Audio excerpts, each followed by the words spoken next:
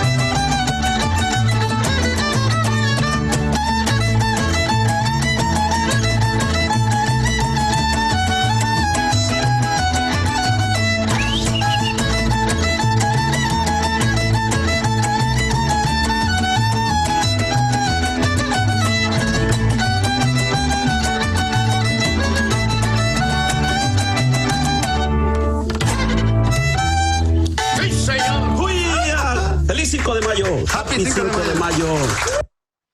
A round of applause for them. Fantastic. Thank you. Thank you. And also now we have our invocation by Adrienne Gardner. Hello, President Eric and fellow Rotarians. I just have a quick quote for you today and a quick prayer, but I want us to think about, sometimes we feel like we may be losing everything, but I want us to remember that trees every year lose their leaves, and every year they continue to stand strong. And those trees have to wait for the spring to come again. As we go into prayer, I want us to remember that even though we are having a difficult time in our community, in our state, and nationwide, worldwide, to help us be stronger, to encourage those that are less fortunate, and remind them that the spring will come, that God will give us the strength to push forward and to be that tree for community members who feel like the spring will never come, and give us the wisdom to have the words to say for those individuals, again, that have lost their leaves and feel like there is no spring that will come. And so I come to you humbly, club, and remind us that we are a family of one. We are not separated, but we are equal. And together we can do all things. Amen. Oh, thank you, Adrienne. That was wonderful. Really appreciate you, those words. That was great. So from the President's desk, got a couple of messages that I need to give you. And by the way, it is so great to see you. Let me give you all a hug here. Can you feel it? Can you feel that hug? All right. All right, couple of things. First of all, our Martin Luther King playground build has been changed again. The governor said that we need to stay put for a little bit longer. So therefore, our third move here, but who's counting? But our third move is going to be June the 13th. That is what we are hoping for, June the 13th. So we hope that you'll be able to help out, and I'm sure that Dan Sullivan will be getting in touch with you because he's a project coordinator along with a lot of other fantastic people. Jordan, I'm not going to mention your name, but you are in there too. Yeah, you are. Yeah, you are. Okay. Vocational scholarships have been extended, and we have them. They are due on May the 15th. So we need more scholarships. I was talking to Carolyn yesterday about them. They're not really rolling in. So the vocational students, which I'm sure you know, that they will definitely need these funds. We have scholarships available, and we would like to be able to get that taken care of. So May the 15th is our end date for that. Wow. You know, I forgot to say at the beginning, and I got to say this right now before I talk about the food bank challenge, but you know, we are Rotarians in action, and we change lives, and you can be able to see that from the food bank challenge. You're going to be hearing more about it, but let me just give you a little synopsis of it. Over $50,000 our Rotary Club has raised for the food bank challenge that's going to take care of our 8 major food banks that are very much in need. Wow. Can you believe that? That is so fantastic. Give yourself a hand. Good, man. But you'll be hearing more because there's more money that's rolling in. So it hasn't stopped yet. And so I'm really excited about it. Matter of fact, it's a proud moment, a very, very proud moment. Wine. Gosh, it's not a meeting that I don't talk about wine. Hey, the wine sales are very slow. Okay, we've only sold 200 bottles out of 1,000. We have 1,000 left. And so please get your order in. That is to be able to raise the money for our charities.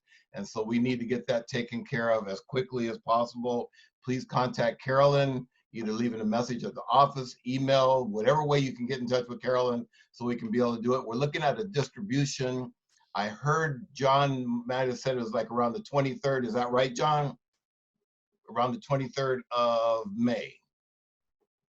Okay, he's nodding his head, yes. All right, around the 23rd of May, and we're gonna be able to have it where you can drive your vehicle in and pick up your wine and then go and have a wonderful time. So let's make sure that we push the wines. These are gonna be great because they have our logo on them and also has a little message on each one of the bottles, so it'll be fantastic. And the last thing, we're gonna try something new here besides what we're doing right now, having a live meeting that's going to be recorded, or it is being recorded, I should say. And then after that, from there, it's going to go up onto the YouTube, which is going to go up onto Facebook. So you're not going to miss anything. And this would be great to be able to share with friends about the wonderful thing that we're doing. But one thing that we're going to do different here is, you know, you don't get a chance to be able to hear what our committee chairs have done for the year. And so I'm going to ask Kevin Good, which we're going to start from his area.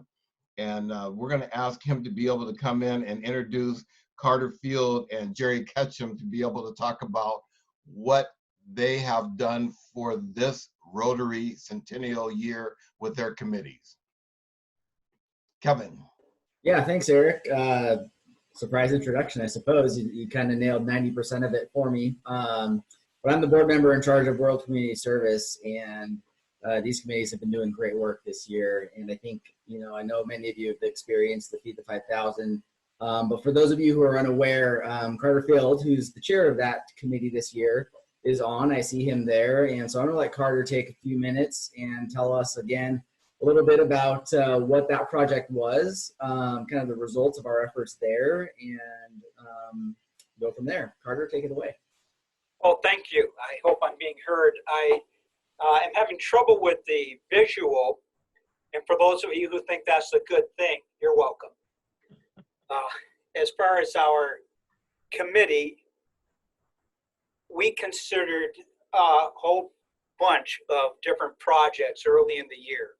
The committee ultimately determined that the best use of our time and money would be the program called Feed the 5,000. I was successful in getting the board to also approve $11,600 for participating in that particular project. The reason that we thought as a committee, as the World Community Services Committee, thought that would be an exceptional project was for a number of reasons. One, it didn't require us to travel overseas. The expense of that is obviously high, and even though it's mostly paid for by the Rotarians that participate, there's still a cost to Rotary itself. Additionally, we could involve more people.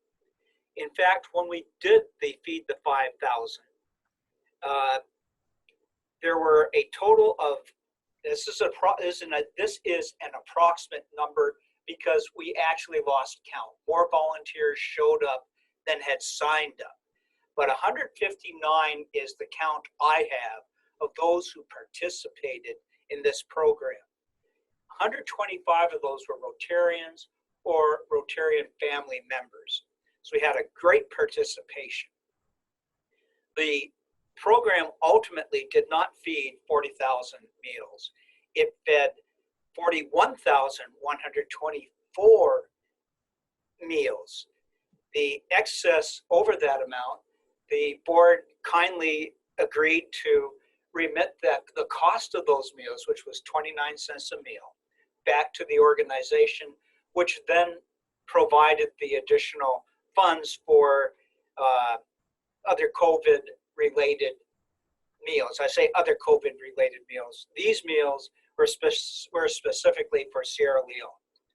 The additional 1,124 meals may have gone internally, or rather within the state. I want to give a very special thank you to my committee.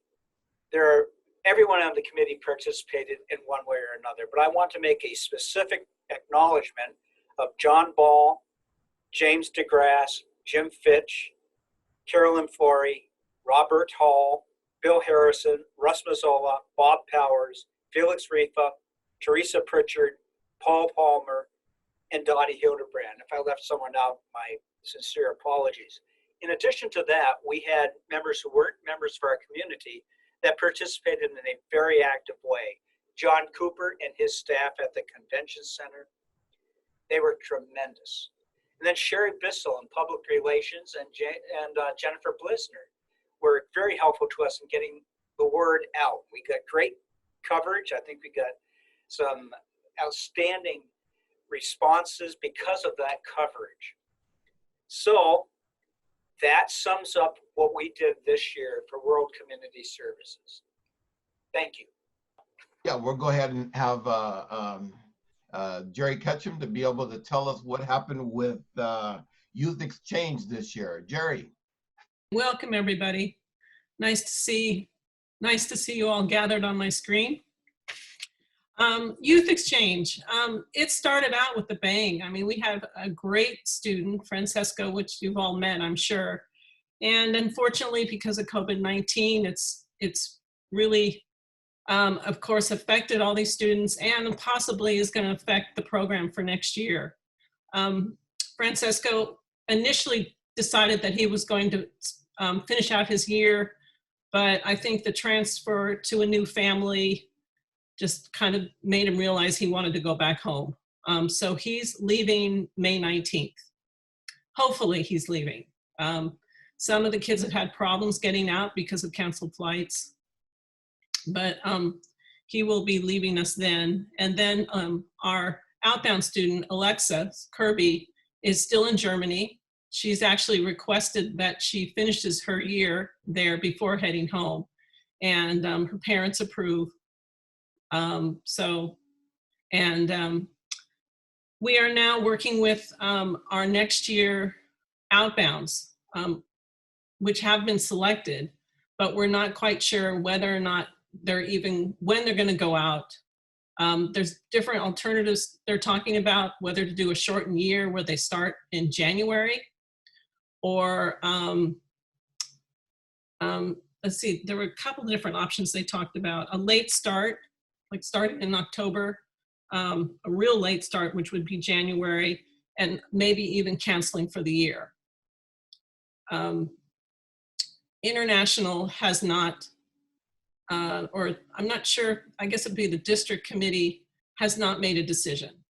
So we haven't heard what will happen with our inbound and outbound upcoming students. So unfortunately, COVID-19 has kind of thrown a wrench into what these students are looking forward to. So we're just kind of in a holding pattern now. Great, thank you for your report there. And I'm Can sure. I add something to that? Sure. The district is meeting on May 14 to make the decisions that Jerry said still have to be made. We're postponing it as long as we can so that we have the most recent information available to us. Thank you. Fantastic. Thank you very much. Really do appreciate both of your work in there, Carter, and also for you, Jerry, for all your work this year with those committees. And Kevin Good, thank you for leading that up as the board chair. Next, we have our 100 seconds of a great president, President Jim Smith. Perhaps the big highlight of my year as Rotary president in 1989 was a trip to Scotland that the club gave us, because they every year give the president, incoming president, a trip to the International Convention, and Glasgow was the objective that year. So we had a great time. We went a week early, traveled around, stayed at a lot of bread and breakfasts, and just had a wonderful time, fell in love with Scotland. But now to get back to Yakima, there are three real strong memories I have of that year. First was that we moved from the Red Lion to the convention center. And that was a big step up for our club. The Red Lion was very cramped and kind of dark, and you could only see half of the people. So everybody, I thought, felt really good about going to the convention center. And our speakers, I'm sure, enjoyed it because it was a much better format for them to work from the convention center than it ever had been in the Red Lion. The second thing that was interesting that year is Carolyn took over as the executive director for our club for the whole thing that year. And I'll tell you, she was a lifesaver for me. We had a very compact format for our meetings anyway, with a lot of people involved and only a certain amount of time to do it. So we had to allow time for each speaker. And if they didn't stay within their time, we gave them a little red light and moved them on. So we always had enough time left for the speaker, but it was very compact. And Wednesdays, Carolyn would always send me a format for the meeting with the times and the names of the people and whatnot, and give me time to figure out my introductions and try and figure out a little clip about each one to say kind of a joke. And anyway, we had a good time. And she was perfect about that. She did it perfectly every week, kept us right on schedule. The other thing that I would mention is that I had a great desire to have fabulous programs for that year. I felt like one of the big reasons people come to Rotary meetings is to hear the program. And I made a wonderful decision to have Rick Vanetta be my program chairman. And Rick and I spent quite a lot of time way before the year ever started, just outlining the kind of speakers we wanted to have, representing what different areas they came from, and names of people we knew that we really wanted to get if we possibly could. And we started contacting these people a long time in advance, so they had time to work out their schedule to fit in with our schedule. And it was very successful. Rick did a wonderful job. I'll always remember that. And those were the real highlights. I wanted to say one quick thing about Eric. A lot of us think we're organized when we're presidents, but Eric is doing the most spectacular job I've ever seen in this kind of trying circumstance of a year. he's been fabulous, and I really admire him and appreciate him for what he's done, the way he puts on these meetings and all the activities we've had. It's probably the busiest year we've ever had under the most trying circumstances. So I think we all owe a little hand of applause for the great job Eric's doing.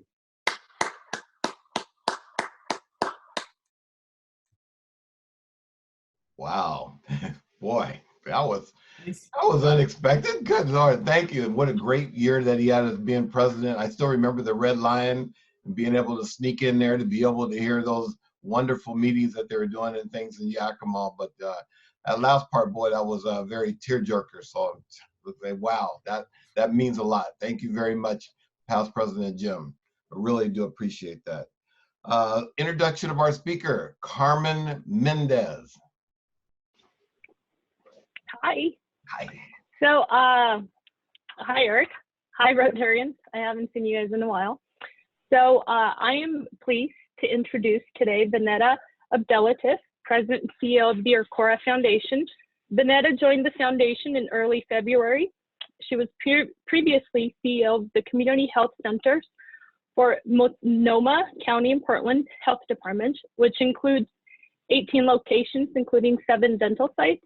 While CEO, she focused on implementing innovative programs to increase prevention, improve access to care, and boost dental and medical integration. She also worked previously in hospital administration for Kaiser Permanente and Providence Health System. Vanetta has served on numerous boards locally and nationally, including as the past chair of the Northwest Health Foundation and the Oregon Primary Care Association. She earned a Master's of Public Health from San Diego State University and the BA in Social Welfare from the University of California, Berkeley. Vanetta has a strong commitment to eliminating health disparities, building community partnerships. Her broad experience managing health systems, combined with her passion for equity, make her the ideal person to lead the Arcora Foundation in the next decade. I am so excited that Vanetta is with us today. I can't wait to listen to her presentation. And at this point, I'd like to welcome Vanetta to jump onto the meeting.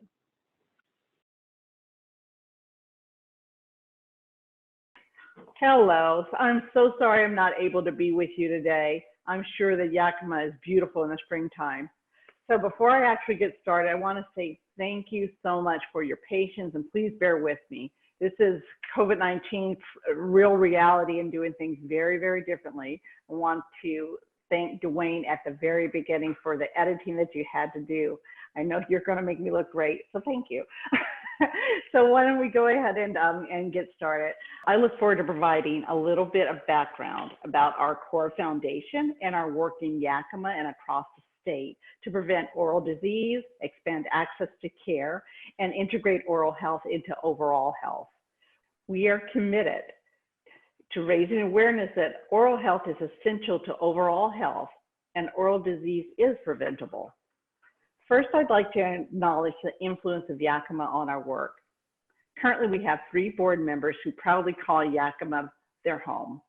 Carmen Mendez is the chair of our Policy and Communications Committee. Diane Patterson is our incoming board chair. And Dr. Kurt Laberton, in addition to being on our chorus board, is also on the Delta Dental Board. It's important to note that like our Arcora Foundation, Delta Dental of Washington is also a nonprofit. They fund our work and they share our vision to improve overall health for all, with no one left behind.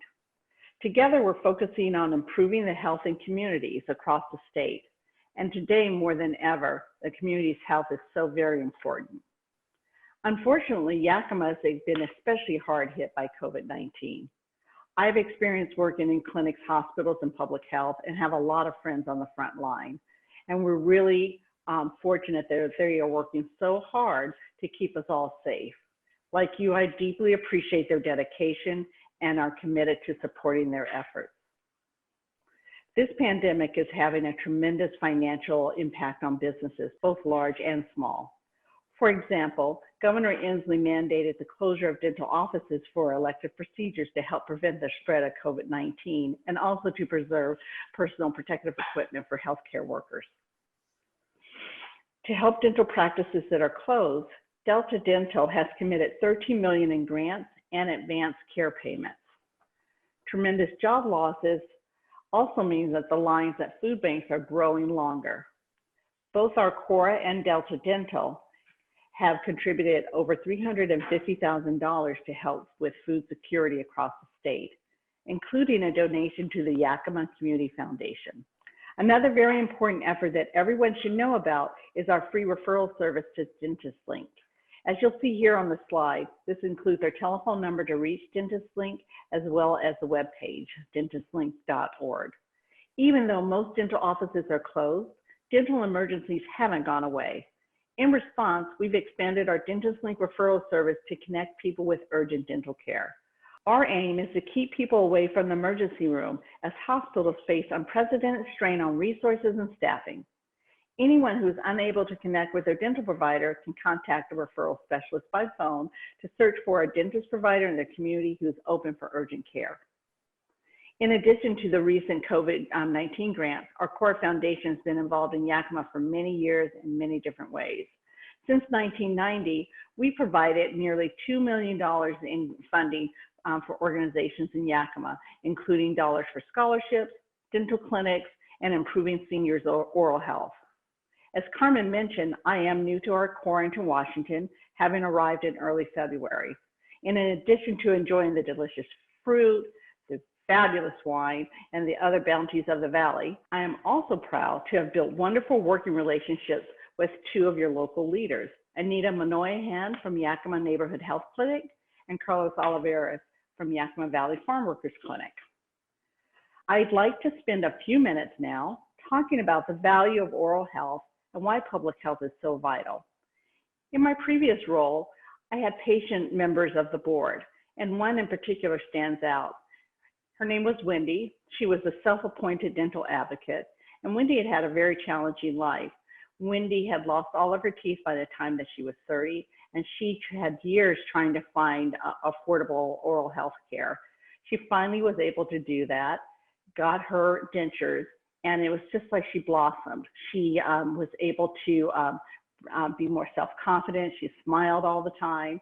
And Wendy actually was able to get gainful employment after she was able to get oral health that she needed. And after that time, Wendy's become a real advocate and zealot for everybody getting the oral health care that they need. And she's even trying to spread that to her 6-year-old grandson, teaching him good oral health habits today. The pain of dental disease can interfere with many things with daily living: your sleep, eating healthy foods, learning, and your self-esteem.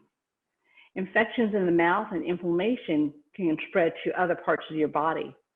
Oral disease is linked to diabetes complications, heart disease, problems during pregnancy, and other serious illnesses.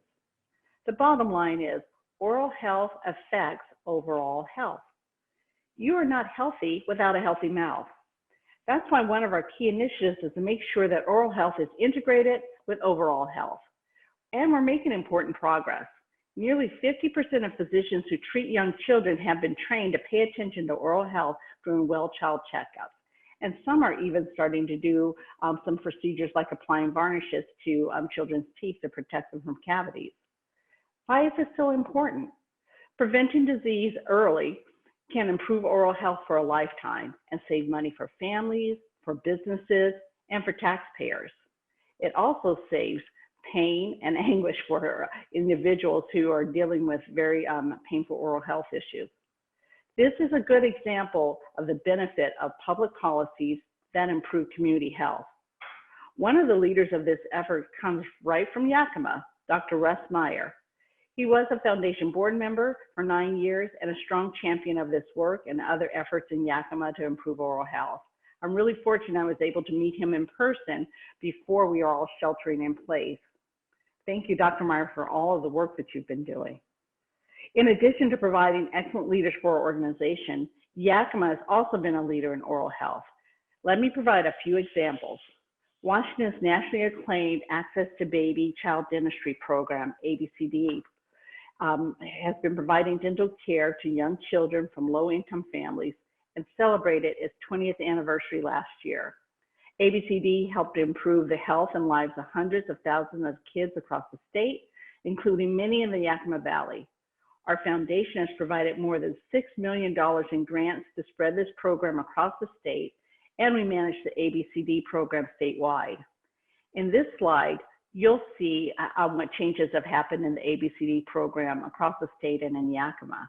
In Washington, the percent of eligible children receiving dental care annually has grown from 20% to 54%. ABCD in Yakima County is truly a success story, with 66.2% of the children in Yakima who are eligible getting this service.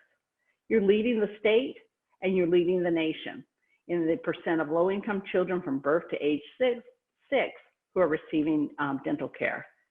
This is really an incredible accomplishment. The number of children in Yakima County receiving care has nearly tripled since 1999. Community water fluoridation is another big success in Yakima. Voters approved fluoridation in 1999. An entire generation has stronger teeth and better oral health because of this community decision. Fluoridated water prevents cavities for everyone, young and old. This is a perfect example of how a public health measure benefits the entire community. The concept of public health is at the very core of the social distancing steps most of us are taking. I focused on public health in my own formal studies and have a master's in public health, so I'm a true advocate for it. And it's really important to me, and I advocate for it because it focuses on low-cost strategies that prevent disease and protects the entire community's health. These functions have always been important, but they're especially so today.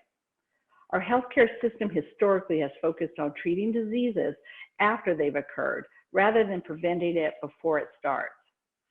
Much of the trillions of dollars spent on healthcare each year goes toward developing new expensive tests, costly pharmaceuticals, or different procedures. However, vulnerable populations often do not have insurance, or their insurance may cover some of the more, may not cover some of the more expensive treatments and medications. Too often, your health status is determined largely by where you live and your income.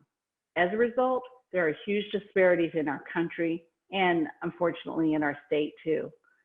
We can do better. Our new COVID-19 reality puts into sharper focus the value of prevention in communities and health for all of us. It makes sense to ensure more funding is available to prevent diseases before they start. Prevention improves health and lowers healthcare costs for everyone. For example, only about 22% of low-income adults in our state have access to dental care. Dental problems often start out small, but can quickly become more difficult and expensive to treat. If everyone has access to dental care, and if more people receive the benefit of community water fluoridation, many dental problems would be prevented, saving money, improving health, and people would feel better.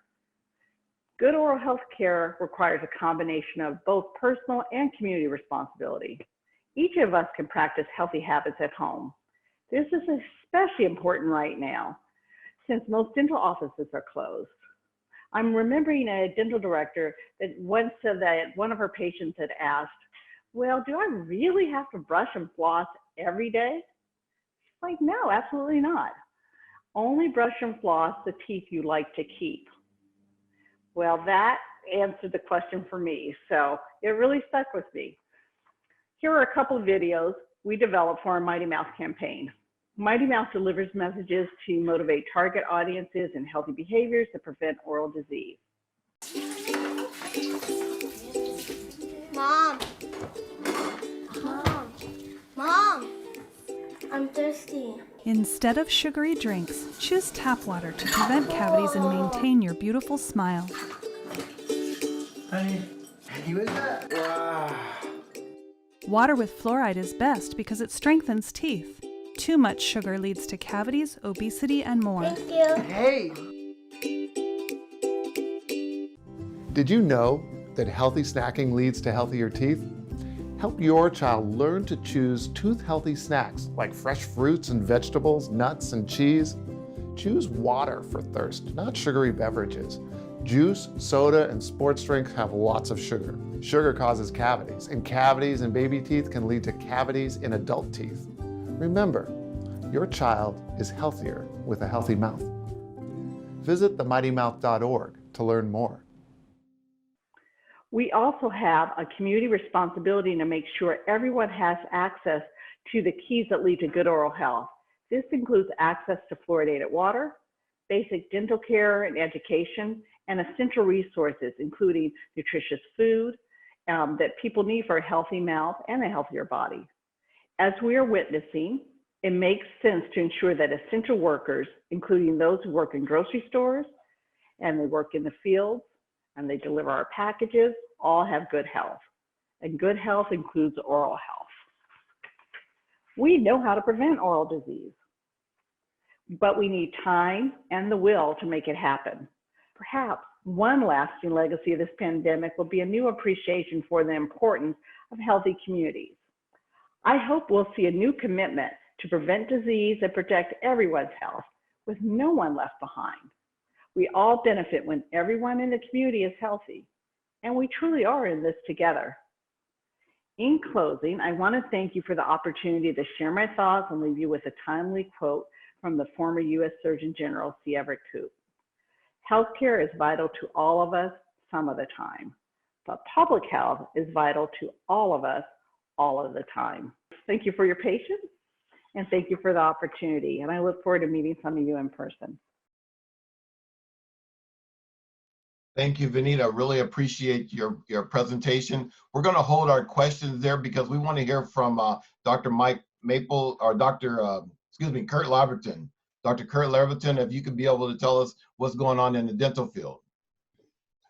Didn't click. So I thought Vanetta did a great job. It's great to be with all my fellow Rotarians today. And I would make a couple things to back up what she's saying. You know, we should relate to what she's talking about public health from our work years ago and over the decades now in Yettavon, because when Ron Nipper designed the hospital there, one of the key things we put into that was not only the capacity to do surgeries and trauma and infections and other general diseases and maternity care, but a dental care program. And whenever I've had the chance to be in Yettavon, one of the number one reasons that brought people in from by foot for hours and hours to those mountain trails to get to us was to get dental care.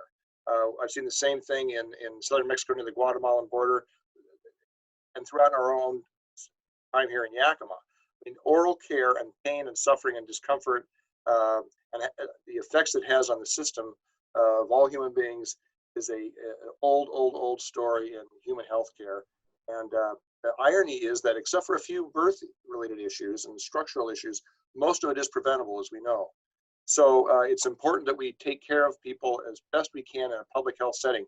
For years, a few of us have worked, several dentists here off and on since the 70s, late 70s, early 80s, have worked at the Mission, doing care there, which is predominantly on for folks that had both some maybe issues we're bringing to the Mission for overall care and to get in the program there, but more often the largest percentage of the people we took care of were just working poor people who had no other means of accessing care. They didn't fall into any other category that gave insurance or any other support. And so a lot of what we did then was just simply oral surgery, tons and tons of dismantling what God put in there and taking away to eliminate the infections and pain and discomfort, and then trying to find some way eventually to give something cosmetically that would allow people to function a little bit and get back and restore their place in the working world, because it's very hard to get where you want to be in the working world if you are in some sense disfigured because of massive dental disease. The flip side, and this ties into what Vanetta is saying, is how major a change we've done in this state through the Access to Baby and Child Dentistry program. As she pointed out, I want to really drive this home, we have tripled the care of children at risk, poor children in the Yakima Valley. Throughout the state, we've done very well, and in Yakima, tripled it since the inception of the program. There is now a higher rate of children at age 6 entering first grade that have seen a dentist in ABCD population and DSHS populations of those children than there are of children that generally have insurance. You could have Delta Dental as a Boeing employee and be stationed doing something here in Yakima, and the chances are that child might not have had as much care and access as ABCD kids. And as a result, their mouths are healthier.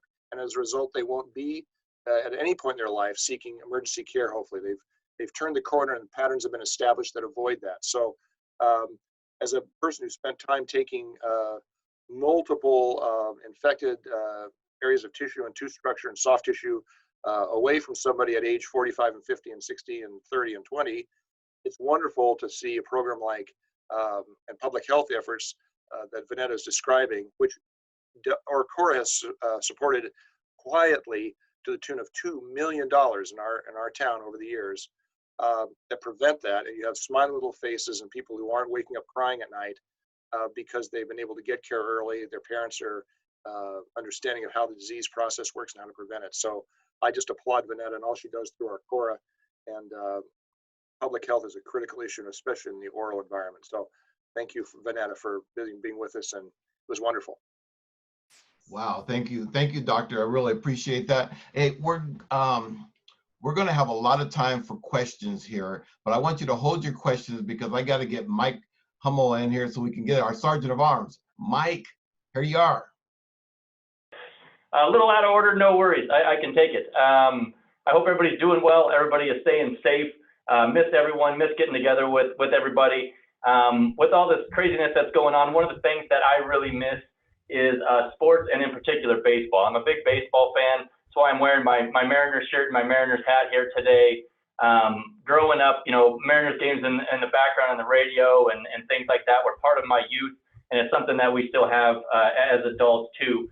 And it's just something that I've been missing. So anyway, I have decided to put together a Sergeant Arms based on baseball cards. It's something that I loved collecting as a kid and just kind of ties into baseball as a theme. So I'm just going to give you a brief history of baseball cards and kind of some of the highlights and some things like that, and then leading up into the 80s and 90s, the kind of golden age of baseball cards. And maybe you can walk away with a little bit of knowledge and maybe a little bit of fun. So me and Dwayne Dwayne's going to be running the PowerPoint for me, and then obviously I'm doing the speaking. So forgive us if it's a little cumbersome here and there, but I think we should be able to do it well enough. And with that, Dwayne, go ahead for the first slide, please. So I put this together in kind of a question and answer format. Obviously, we're not together. I can't penalize you, but I imagine if you want to send a couple of bucks into Carolyn afterwards for any questions you may not have known, she would gladly collect it from you. So my first question for you is, what was the first industry to use baseball cards as a means of boosting sales? Was it pharmaceutical companies, gas and oil, tobacco companies, or bubblegum companies? Give you a second to think about it. And Dwayne, if you click the next slide.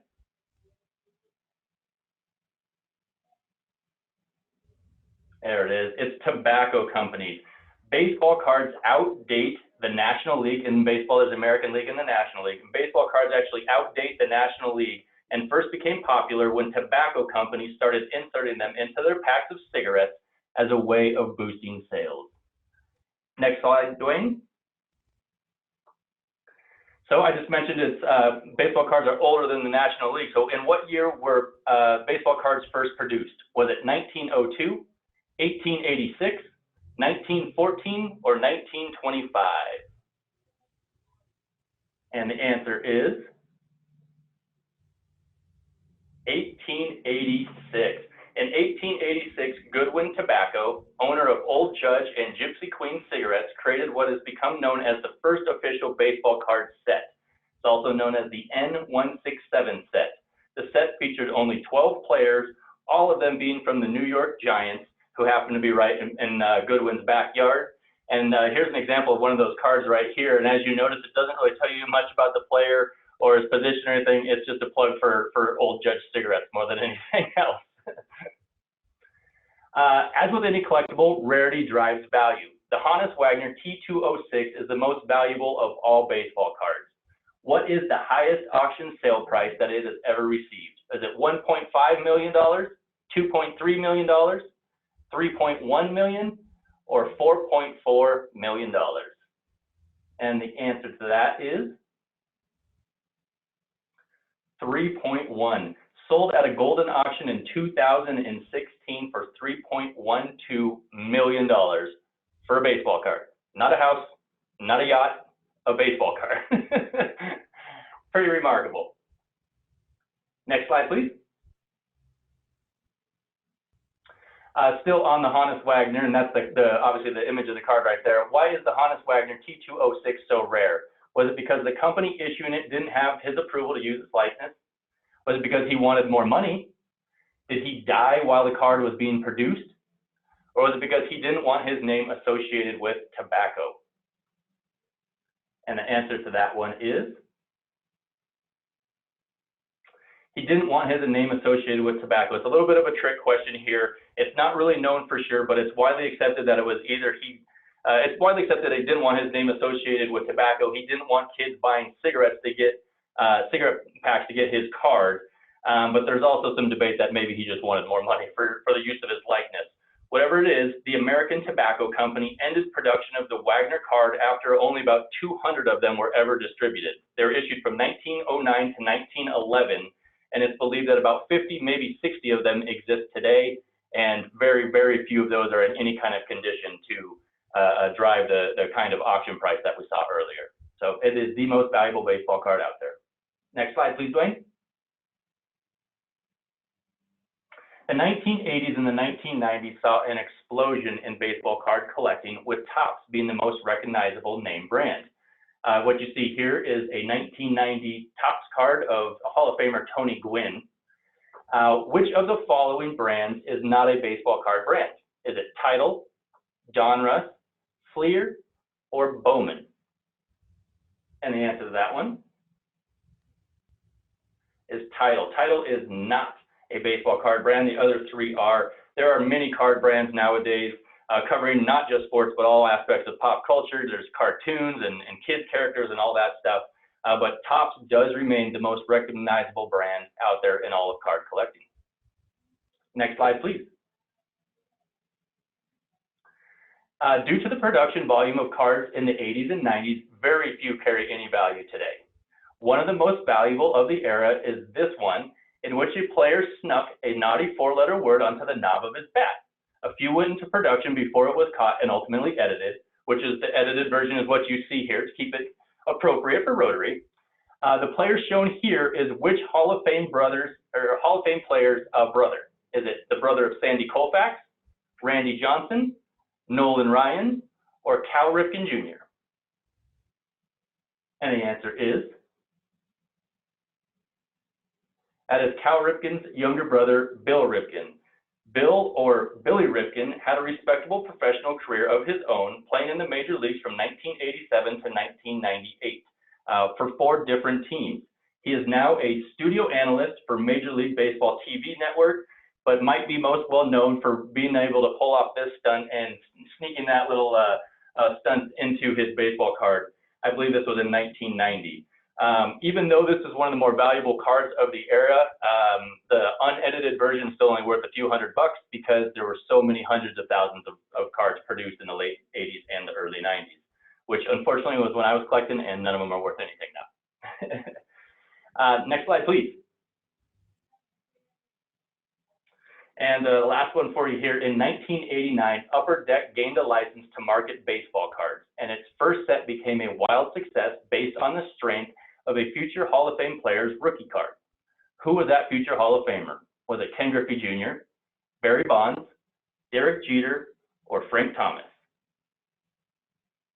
And the answer to that one, it's Ken Griffey Jr. I had to end with a little bit of Mariners. This card was a holy grail for a kid collecting cards in the late 80s and the early 90s. Ken Griffey Jr. is the most famous and recognizable Seattle Mariner of all time. His career stats include 630 home runs, 10 Gold Glove Awards, which are given to the best defender at their position, 7 Silver Slugger Awards, which are given to the best offensive player at their position. He's a 13-time All-Star, an American League MVP, and a Hall of Fame inductee in 2016. I searched for this card high and low when I was a kid, and I never was able to get my hands on one. But my older brother did get one, I remember, in a pack, and I remember being pretty jealous of that, and I think he still got it somewhere. But if you are around my age and collected cards, you know exactly what this one was, because it literally launched an entire brand, the Upper Deck brand, that still exists today, and it's pretty much thanks to Ken Griffey Jr. So wanted to end with a little bit of love for a Seattle Mariner, and again, just missing baseball, missing all of you, and hope we get back together soon. And with that, that's the end for me. Thank you, guys. Hey, Mike, thank you very much for your Sergeant of Arms. Really appreciate that. That was a great job. We're going to go ahead and go back to questions. And we have Vanetta. I've been seeing you right there. Hey, Vanetta. And then also Dr. Kurt, we got you there. And also Carmen. So if you guys have any questions, and we have time for the questions, so go ahead and unmute your mic and go ahead and ask a question in regards to our presenter or to Dr. Kurt or to Carmen.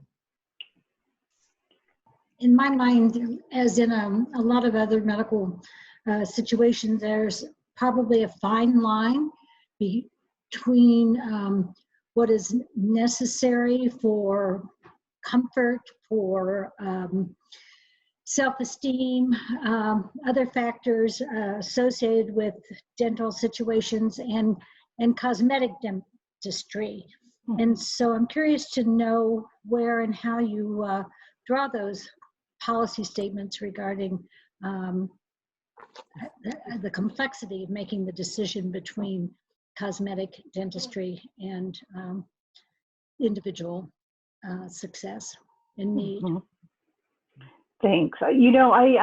Kurt, I'm almost going to pitch that to you. I think the thing that I'll say is when I talk about self-esteem and oral health, we're really talking about prevention. So some of those basics, preventing you from having cavities, working on making sure that you understand how cavities come into your mouth, better healthy eating habits, and that sort of thing. We're not doing at Arcora advocacy for teeth whitening or braces or that sort of thing. So we're looking at kind of basic, low cost, everybody is accessible to those kinds of healthy habits. But there's probably a clinical question around the difference between cosmetic intervention versus just good health. So Kurt, I'm gonna pitch it to you. Sure. Well, I think this thing is, Bunker, I'd say this has changed a little bit in America over the last 10 years, in part due to some television shows around Y2K. There was a lot of extreme makeover things, and it's pretty interesting, and it's clinically it's fun to do and it's rewarding. And that has had a period of sort of prominence, and we certainly have questions about it. But the bulk of what general practitioners in most parts of the United States do is simple, straightforward health providing dentistry. Now that said, what you're trying to do is eliminate disease, make things manageable, cleansable, all that kind of stuff, and allow people to function, speak, and chew, and get good nutrition, and present themselves to the world in a way that is generally deemed to them and to the people they love and they work with acceptable. And that said, there are a fair number of people out there who have a position of a tooth that they felt took an elbow in gym class in junior high that was turned black and dark and jumps out at people, or they're rotated or affect their speech a little bit. And sometimes things have to be done there in a limited manner that might be perceived as cosmetic, and it does that, but it massively increases function and ability to have with self-confidence and ability to present themselves in business or in job situation. And they're really relatively simple to do. So some of that kind of thing factors into what we're talking about here. Like a lot of aspects of the inner part of our lives, our self-image is a big thing, and it affects how we perceive ourselves and our ability to succeed. And if we don't see ourselves positively, little things, a couple hours at a time, can change that little aspect of a human life a lot. And anybody who's practiced as long as I have, I have a number of patients who come to mind that we did two simple little things, and their personality changed. They come in, they talk, they're so happy to see people, and it changes the focus of their life. So, but a lot of it is the straightforward stuff is just elimination of pain and discomfort, non-functional teeth that affect your nutrition and health, and it's a simple, straightforward thing to take care of that generally, and that's where we're focusing when Vanetta and I think about the broad aspect of public health and people functioning well. Thank you. Great question. Other questions? I have a question. With the issue of public health and also with poverty, in a real world, Vanetta, what would you say that you would want to be able to have a child visiting the doctor so many times? What age? When would you like that to be able to happen in your real world that you would like to see? From an oral health perspective, we'd love to see kids get into the dentist before their first tooth erupts. And I'd actually want to even go more upstream of that. I would love for the moms to understand how their oral health, their own personal oral health affects the unborn child. So that's what I'd love to see, so that it's integrated in prenatal, it's integrated in children learning, but even before mom and dad becomes a parent. And so it's, I think that if we can do those things early, then it really decreases the number of visits, but just really understanding what you can do at home is super, super important.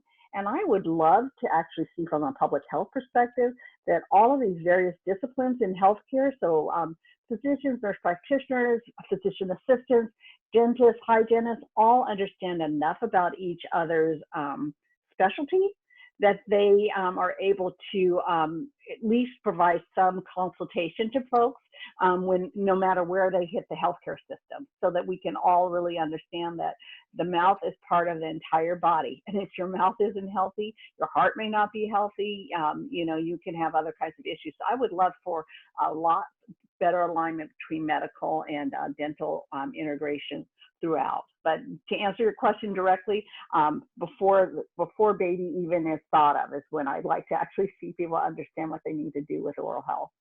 Wow. Kurt or Carmen, do you have any want to add to that? Well, my only addition would be that we really have an increasing awareness now. I mean, obviously, a lot of dental disease is bacterially driven, right? Both in gum inflammation, periodontal disease, the supporting structures of teeth, and the disease process it causes cavities or caries in human teeth. Therefore, because of that, and because moms have such intimate contact with their babies, we know that you can do things to decrease specific types of bacteria in moms' mouths, because moms, if you're like mine, spent countless hours saying, "Kurt, hold still," while she would dab something with her tongue to wipe off something I had all over my face as a little guy. That bacteria spreads that way. It really does. And you can do, and studies have been done that establish and mark certain bacteria in mom's mouth, as Vanetta says, carrying a child, a baby's bacterial load in the mouth at birth, and within just a few weeks and months, it changes to match the mom's. And if she has disease, generally, the baby will eventually have disease. So if you can prevent that, it's a great thing, and that's why you want to get in there early and help moms understand that, moms and dads, and how to take good care of their kids' teeth and prevent that, so they don't get those initial problems that make everything else a snowball later on in life. Mm-hmm. Great. Other questions? I'm just glad we could do our little part by adding fluoride to the water. Well, Vanetta, one thing I want to tell you about our club, and which I'm sure you know, we're a big club in a small town with a big heart. And we're doing big things, not only in Yakima, but also around the whole world.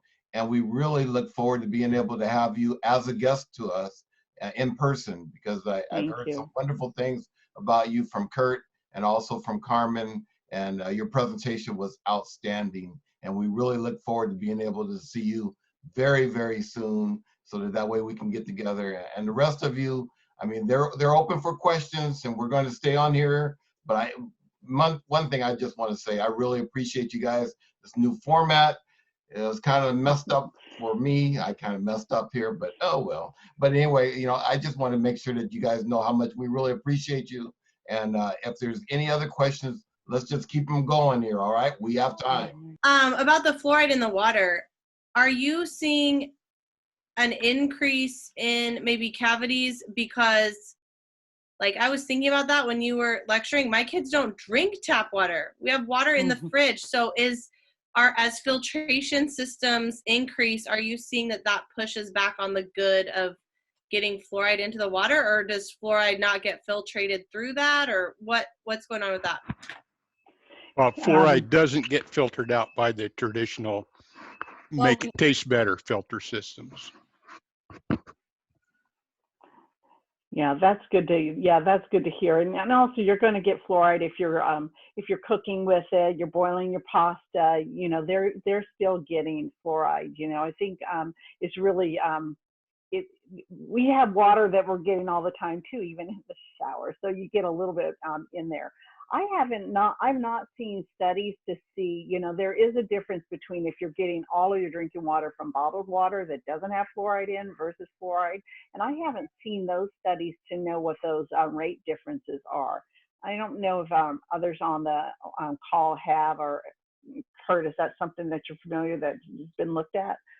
Yeah, I mean, the bottom line is you want systemic access to as much fluoride as you, with up to a part per million, or a little bit less than now. The ADA's recommendation is a little bit less. So if you have systemic water in the, we know if city A has fluoridated water, city B does not.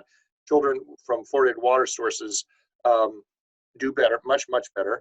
And so it's a titrated deal. As you diminish the amount of water, you can get some, as Vanetta says, absolutely from cooking. But if you come from a background where maybe you moved to Yakima from Texas, where they had some part of the world where they didn't have good tasting water, not safe water, so you're used to showering with that water, maybe in small amounts, but you would never actually, and washing hands with it, but you wouldn't actually use it for cooking or eating or brushing your teeth, that kind of thing.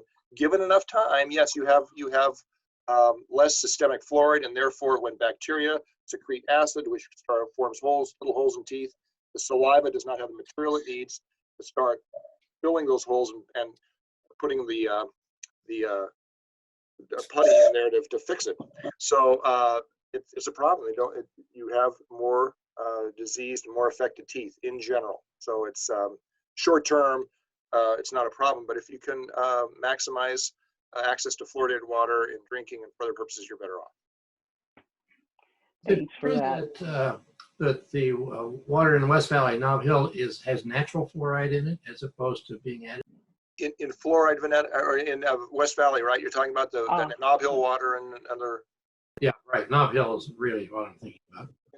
Well, Nob Hill does have some natural fluoride in water. It's under the target amount, and not all of their wells have it. Yeah, I was raised in a place with natural fluoride. I was raised in Arizona. And so, and I think that getting a little bit of it throughout your life makes a huge difference. Since I never had trouble with cavities, like a lot of the kids here in the Pacific Northwest, the water tastes fantastic, but in a lot of places they're not getting enough. And it's really hard from a public health standpoint for families. We're all so busy, and I can't even imagine what they're doing now in places where they have to, make sure their kids are getting the tablets every day, and that they're using there's a lot of interventions that families have to do without fluoride in the water. So that's a huge public health difference that saves so much money. Big one. This is Linda. And I don't know if this is for Vanetta or Kurt, but do either of you know whether the dental clinics will open prior to June 1st? Well, it's kind of a little bit of both. That's what we're hearing right now is, what I'm still hearing is May 18th.